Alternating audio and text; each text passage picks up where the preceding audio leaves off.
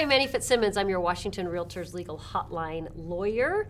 And today's video is the first in a series where my friend Ken Sax and I, Ken, tell everybody who you are. Hello, Ken Sax, designated broker, Keller Williams, Spokane. Happy to be here once again. And we are fortunate to be joined by Ken because not only is he a designated broker with a whole lot of agents that he gets to help on a day-to-day basis, he's also an instructor in Spokane and even around the state of Washington. Yeah. So thank you for being here. You betcha. Thanks for having me. Okay, so today we're talking about the Home Sale Contingency Addendum, Form 22B. And this form, I often describe this form as the singularly most complicated form in the entire statewide form system, and it is definitely that. And there's really no way around that, because what this form does is takes two totally separate and independent real estate transactions, each one being complicated in its own right, and this form is the bridge that brings the two transactions together for the buyer/seller who's caught in the middle. So let's get a little further into it and that'll all make sense in a minute. So the purpose of the home sale contingency is that buyer comes to seller and says, seller, I want to buy your house. The only problem is I have to sell my house before I can complete the purchase of your home.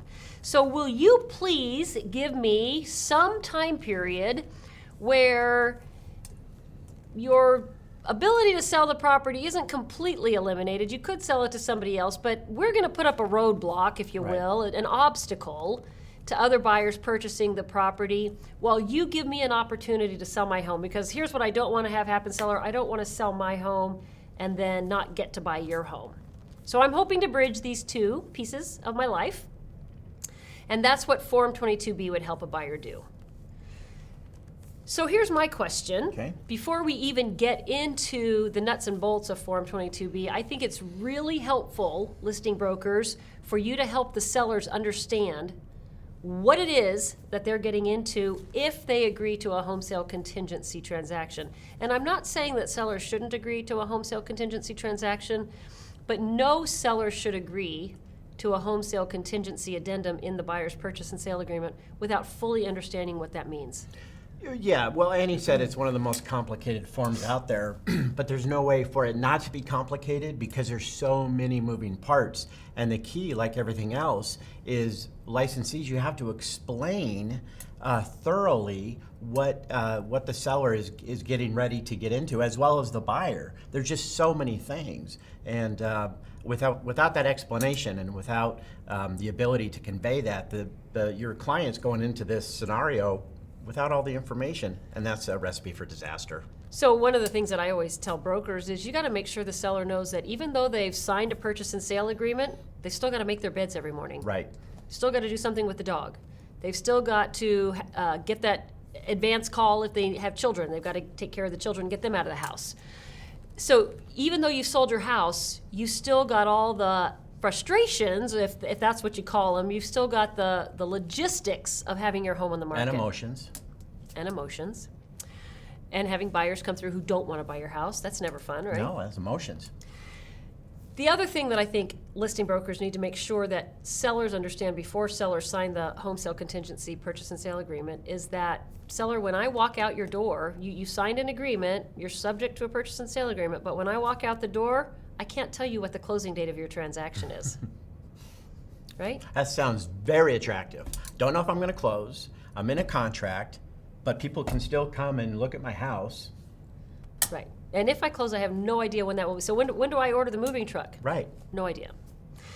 So my question to you, Ken, since I have the privilege of living in the ivory tower and not really doing this for a living, why would a seller actually ever want to accept a home sale contingency agreement? I used to ask myself that question often, and then I found myself in that situation as a seller where I was presented with an offer with a home sale contingency. So you asked me that question. I think people could have different responses.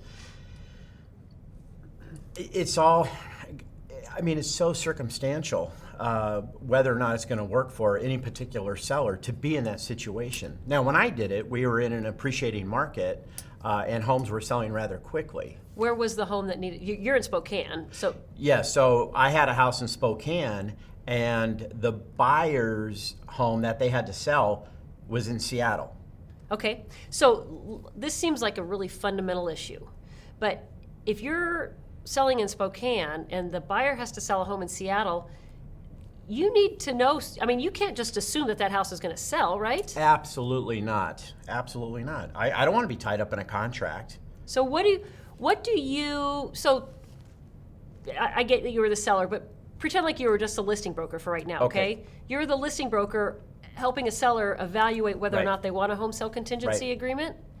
What is important for you to help that seller figure out about the buyer's home so the seller knows whether or not this is a good idea? What are they trying to sell? I need to know what they're trying to sell. I need to know what kind of price they're going to ask, what the house is actually worth, what the market's like wherever their house is, the likelihood of that house selling, and how long it would take for that house to sell. I need to know all those things. Okay. What about the seller proceeds that are How much expected? they owe on the house and what they're going to be left with, the net proceeds.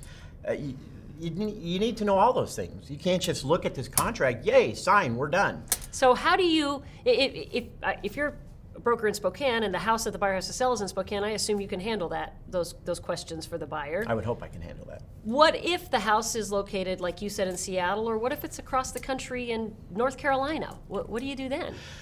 Well, what you do is you try to find somebody in that area to help you. And I had a broker that I know and trust in Seattle, fortunately, who went out and scoped out the house for me. He did a recon for me and then came back to me with a report.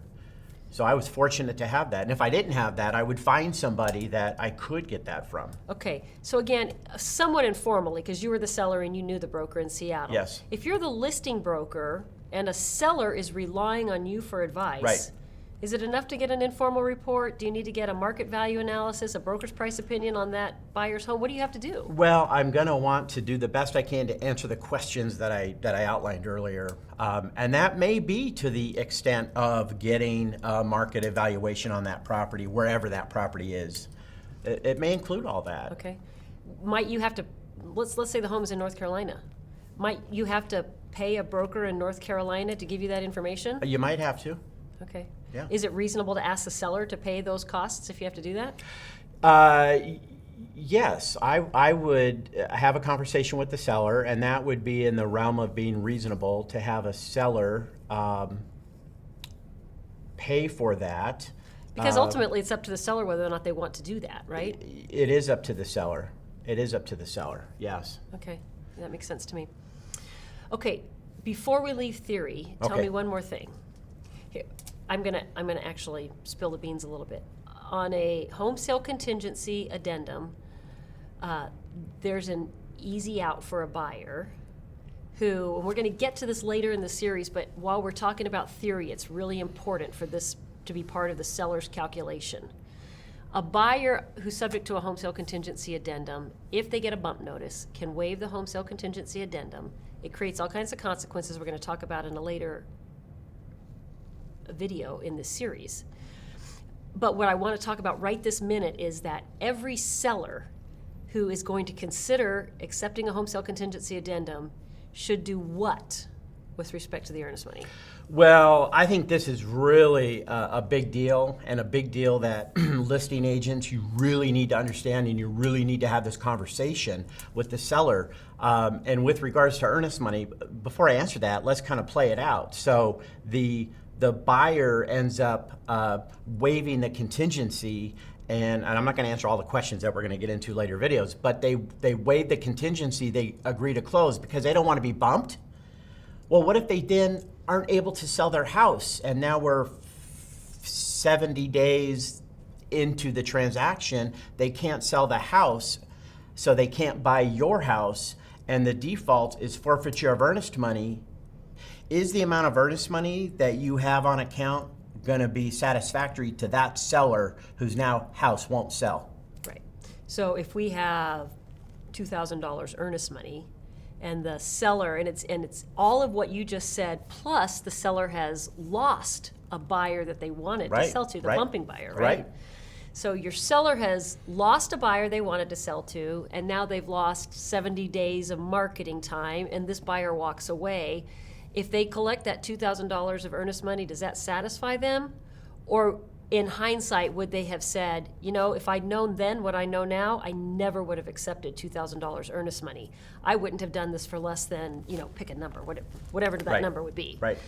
But that is part of It's huge. the evaluation that listing brokers, you should help sellers evaluate before they ever think about signing the Form 22B itself. That's right. That's right. Anything else on theory? On before, theory? Before we actually get into nuts and bolts? Because I think that if we're done with theory, we ought to break here and Okay. then talk about nuts and bolts in the next video. Let's break. Okay.